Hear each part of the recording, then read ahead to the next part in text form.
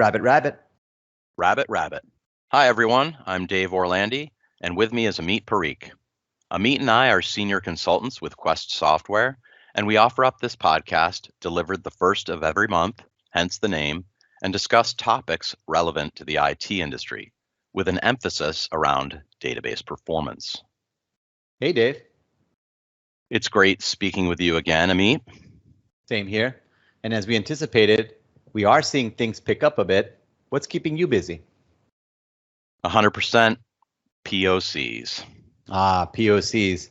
They do take the lion's share of our time these days.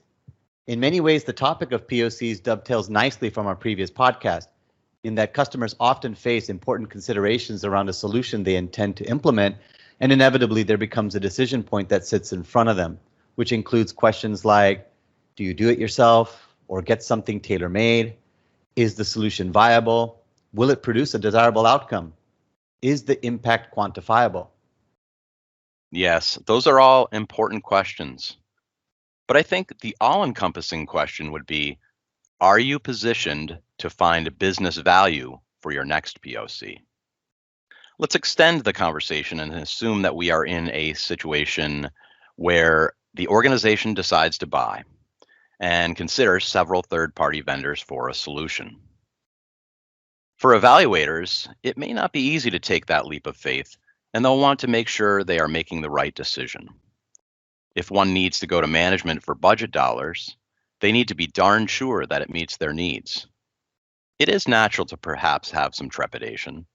They are likely consumed with the notion that I don't want to buy this solution only to find out that it doesn't do something important, like, say, email notifications or particular integration.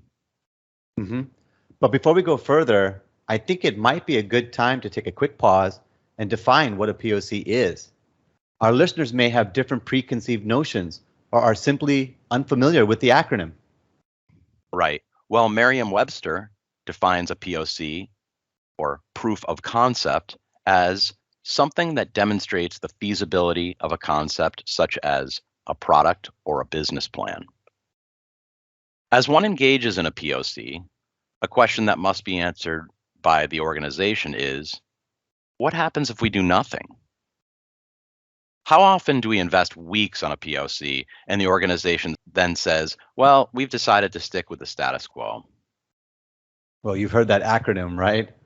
POC, purchase order canceled. Well, absolutely. What is needed up front for any POC is an established commitment. In other words, make an agreement that if the desired outcome is reached via a POC, there is a willingness to change. Absolutely. So let's discuss a checklist of sorts, the process, the responsibilities on both sides. And understanding this, it helps establish mutual transparency and trust for the POC. I really think it creates a natural willingness to define criteria, ones that are quantifiable and measurable, to see the value. Yes, it helps both parties. So first, in a POC, it's critical to assess readiness. And by readiness, I mean the organization has given full consideration to the time frame for implementing a new solution, but also if or when an initiative can be budgeted. There's a vendor perspective for readiness too. Can we, the vendor, deliver the desired outcomes?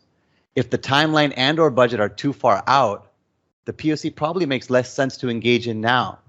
And similarly, vendors ought to keep in mind, does the solution to be evaluated have the potential of meeting the evaluator's needs and expectations? Because if not, we must promptly communicate that this particular solution may not be the best fit. We need to respect balance too. Admittedly, I think vendors can come in guns a-blazing and expect that the evaluating organization can have everything completed in, say, 2 weeks.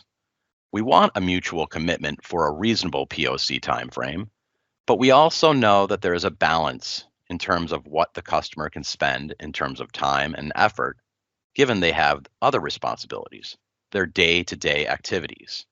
We must be sure we don't have those vendor blinders on, if you will.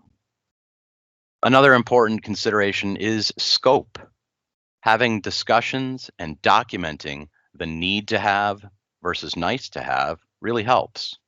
It keeps the POC on track and avoids that scope creep that we discussed in our previous podcast. Mhm. It also eases the temptation with trying to boil the ocean, right? For example, a particular POC is being conducted by a certain team within the organization. Perhaps that DBA team is only concerned with, say, SQL Server. There may be other database platforms deployed somewhere, but that's not this group's responsibility or concern.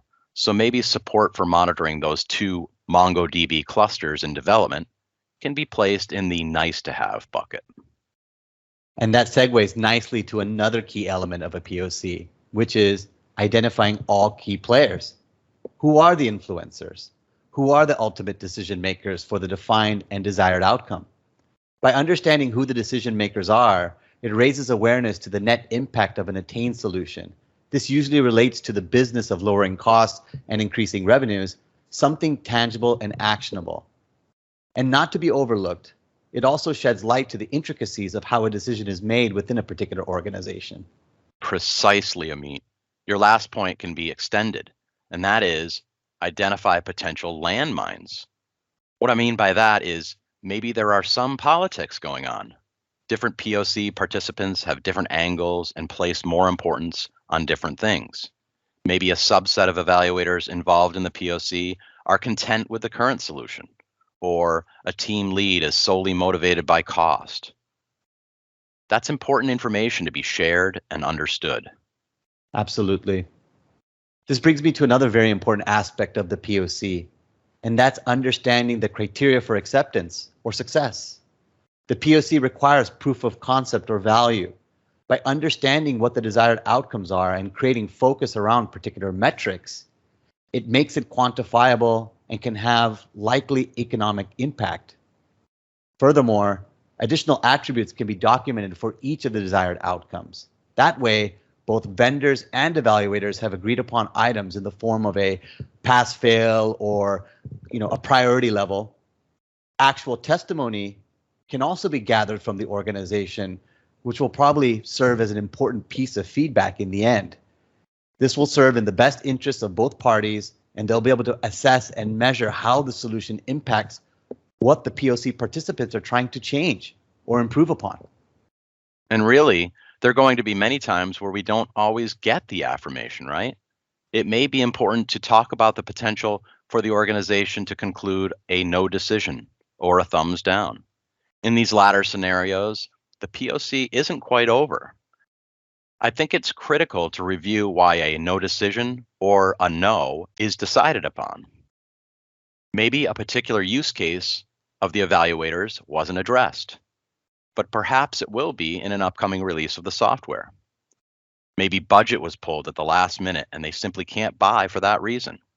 It's important to know these reasons behind a no decision or a no, to learn from the experience as well as to identify possible opportunities to re-engage down the road. Well, I think this was a great conversation, Amit. I hope it helped our listeners. And actually, I think it even helped you and I to organize our thoughts about how to best approach a POC. As a matter of fact, I'll be jumping on one here shortly. Definitely, Dave. It also reminds me of what Chet Kapoor, who is the CEO of DataStax, said in his leadership vision for data-driven enterprises.